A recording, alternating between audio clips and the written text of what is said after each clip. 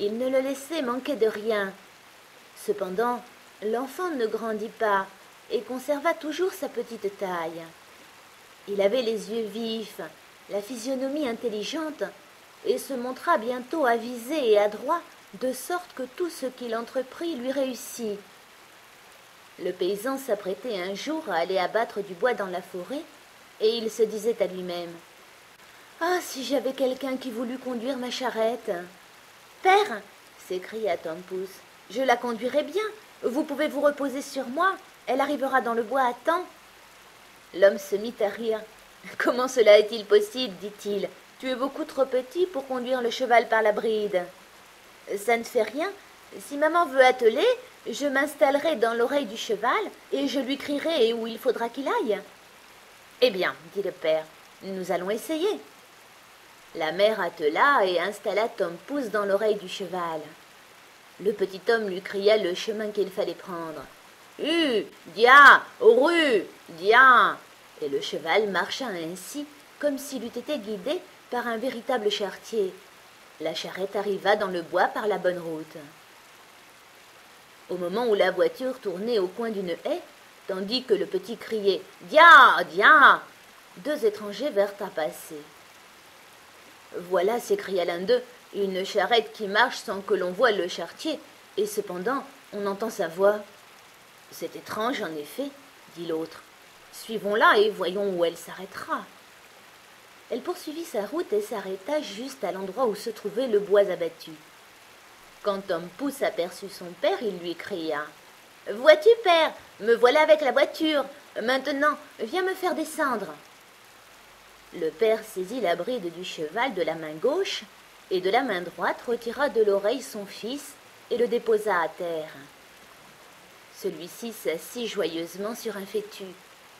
En voyant Tom Pouce, les deux étrangers ne surent que dire dans leur étonnement. L'un d'eux prit l'autre à part et lui dit « Écoute, ce petit être ferait notre fortune si nous l'exhibions pour de l'argent dans une grande ville. Achetons-le. » Ils s'adressèrent aux paysans et lui dirent « Vendez-nous ce petit bonhomme, nous en aurons bien soin. »« Non, répond le père, c'est mon enfant, il n'est pas à vendre pour tout l'or du monde. » Cependant, en entendant cette proposition, Tom Pouce avait grimpé le long des plis des vêtements de son père. Il se posa sur son épaule et de là lui souffla dans l'oreille. « Livrez-moi toujours, père, je saurai bien revenir. » Son père le donna donc aux deux hommes pour une pièce d'or. « Où veux-tu te mettre ?» lui demandèrent-ils. « Posez-moi sur le bord de votre chapeau, je pourrai m'y promener et voir le paysage, je ne tomberai pas. » Ils firent comme il le demanda, et quand Tom Pouce eut fait ses adieux à son père, ils l'emmenèrent avec eux. Ils marchèrent ainsi jusqu'au soir. À ce moment, le petit homme leur dit « Posez-moi un peu par terre, j'ai besoin de descendre. » L'homme ôta son chapeau et en retira Tom Pouce qu'il déposa dans un champ près de la route. Aussitôt, il s'enfuit parmi les mottes de terre, puis il se glissa dans un trou de souris qu'il avait cherché exprès. « Bonsoir, mes amis, rentrez sans moi !» leur cria-t-il d'un ton moqueur. Ils voulurent le rattraper et fourragèrent avec des baguettes le trou de souris. Peine perdue. Tom Pouce s'y enfonça toujours plus avant, et comme la nuit était venue tout à fait, ils durent rentrer chez eux en colère et les mains vides. Quand ils furent partis, Tom Pouce sortit de sa cachette souterraine. Il est dangereux de s'aventurer de nuit dans les champs, on a vite fait de se casser une jambe. Il rencontra par bonheur une coque vide d'escargots. Je pourrais passer ici la nuit en sûreté. Et il s'y installa. Sur le point de s'endormir, il entendit passer deux hommes dont l'un dit « Comment s'y prendre pour dérober son or et son argent à ce Richard de Curé ?»« Je vais vous le dire, » interrompit Tom Pouce. « Que veut dire ceci ?» s'écria l'un des voleurs effrayés. « J'ai entendu quelqu'un parler. » Ils s'arrêtèrent et prêtèrent l'oreille. Tom Pouce répéta « Emmenez-moi, je vous aiderai. »« Mais où es-tu » ?»« Cherchez par terre, » répondit-il, « et du côté d'où vient la voix. » Les voleurs finirent par le trouver. « Comment peux-tu avoir la prétention de nous être utile, petit drôle ?» lui demandèrent-ils. Je me glisserai à travers les barreaux dans la fenêtre du curé, et vous passerez tout ce que vous voudrez. C'est bien, répondirent-ils. Nous allons voir ce que tu sais faire. Quand ils furent arrivés au presbytère, Tom Pouce se coula dans la chambre du curé, puis il se mit à crier de toutes ses forces. « Voulez-vous tout ce qu'il y a ici ?» Les voleurs furent effrayés et ils lui dirent « Parle plus bas, tu vas éveiller tout le monde !» Mais Tom Pouce feignit de ne pas avoir entendu et cria de nouveau « Qu'est-ce que vous désirez? Voulez-vous tout ce qu'il y a ?» La servante qui reposait dans la chambre contiguë entendit ces mots. Elle se leva sur son séant et prêta l'oreille. Les voleurs avaient commencé à battre en retraite, mais ils reprirent courage, et pensant que le petit drôle voulait s'amuser à leurs dépens, ils revinrent sur leurs pas et lui dirent tout bas « Allons, sois sérieux, et passe-nous quelque chose !» Alors Tom Pouce cria encore une fois, le plus fort qu'il put « Je vous passerai tout, tendez-moi les mains !» Cette fois, la servante entendit bien nettement.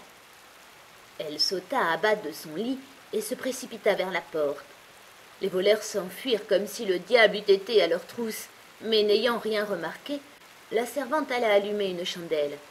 Quand elle revint, Tom Pouce alla se cacher dans le foin, et la servante, ayant fouillé partout, sans avoir rien pu découvrir, crut avoir rêvé les yeux ouverts et alla se recoucher. Tom Pouce s'était blotti dans le foin et s'y était arrangé une bonne place pour dormir. Il comptait s'y reposer jusqu'au jour et puis retourner chez ses parents. Mais il dut en voir bien d'autres, car ce monde est plein de peine et de misère. La servante se leva dès l'aurore pour donner à manger aux bestiaux. Sa première visite fut pour la grange, où elle prit une brassée du foin là où se trouvait précisément endormi le pauvre Tom. Mais il dormait d'un sommeil si profond qu'il ne s'aperçut de rien et ne s'éveilla que quand il fut dans la bouche d'une vache qu'il avait pris avec son foin. « Mon Dieu !» s'écria-t-il, « me voilà dans le moulin à foulon !» Mais il se rendit bien compte où il se trouvait réellement. Il prit garde de ne pas se laisser broyer entre les dents, et finalement glissa dans la gorge et dans la panse. Les fenêtres ont été oubliées dans cet appartement, se dit-il, et l'on n'y voit ni le soleil, ni chandelle. Ce séjour lui déplut beaucoup, et ce qui aggravait encore la situation, c'est qu'il arrivait toujours de nouveaux foins, et que l'espace qu'il occupait devenait de plus en plus étroit. Il se mit à crier le plus haut qu'il put. « Ne m'envoyez plus de fourrage! Ne m'envoyez plus de fourrage !» La servante, à ce moment, était justement en train de traire la vache.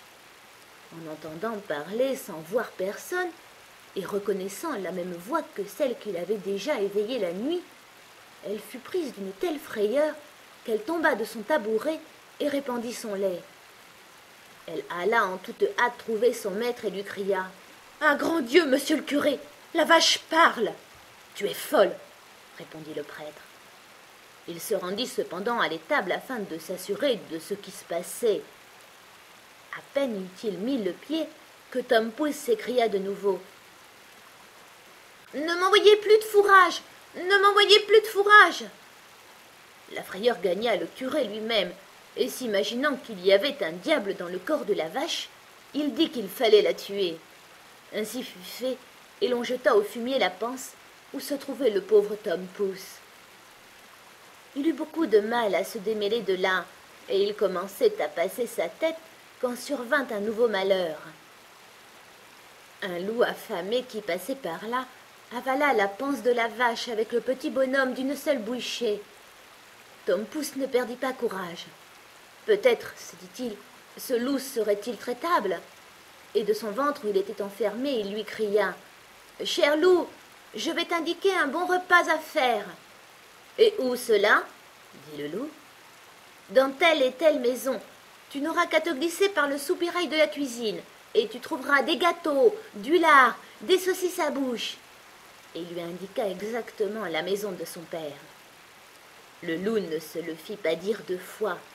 Il s'introduisit de nuit dans le soupirail et s'en donna à cœur joie dans le buffet aux provisions. Quand il fut repu et qu'il voulut sortir, il s'était réellement gonflé de nourriture qu'il ne put venir à bout de repasser par la même voie. C'est là-dessus que Tom Pouce avait compté. Aussi commença-t-il à faire dans le ventre du loup un vacarme effroyable, hurlant et gambadant tant qu'il put. « Veux-tu te tenir en repos ?» dit le loup. « Tu vas éveiller le monde. »« Et quoi ?» répondit le petit homme. « Tu t'es régalé, je veux m'amuser aussi, moi. » Et il recommença son tapage. Il finit par réveiller son père et sa mère, qui se mirent à regarder dans la cuisine par la serrure. Quand ils virent le loup, ils coururent s'armer, l'homme d'une hache, la femme d'une faux. « Reste derrière, » dit l'homme à la femme au moment d'entrer. « Je vais lui asséner un coup avec ma hache, et s'il n'en meurt pas du coup, tu lui couperas le ventre. » Tom Pouce, qui entendit la voix de son père, lui cria « Cher père, c'est moi, je suis dans le ventre du loup !»« Notre cher enfant nous est rendu !» s'écria le père plein de joie. Et il ordonna à sa femme de mettre la faux de côté afin de ne pas blesser Tom Pouce. Puis il leva sa hache et emporta au loup un coup qui l'étendit mort. Il lui ouvrit ensuite le ventre avec des ciseaux et un couteau et en tira le petit homme. « Ah, dit le père, que nous avons été inquiets sur ton sort. »« Oui, père, j'ai beaucoup couru le monde. Heureusement que je puis enfin reprendre l'air frais. »« Où as-tu donc été ?»« Ah, père, j'ai été dans un trou de souris, dans la panse d'une vache et dans le ventre d'un loup. Mais maintenant, je veux rester avec vous. »« Nous ne te vendrons plus pour tout l'or du monde, » dirent les parents en l'embrassant et en le serrant contre leur cœur. Et ils lui donnèrent à manger et à boire, et ils lui firent confectionner d'autres vêtements, car les siens avaient été gâtés pendant le voyage.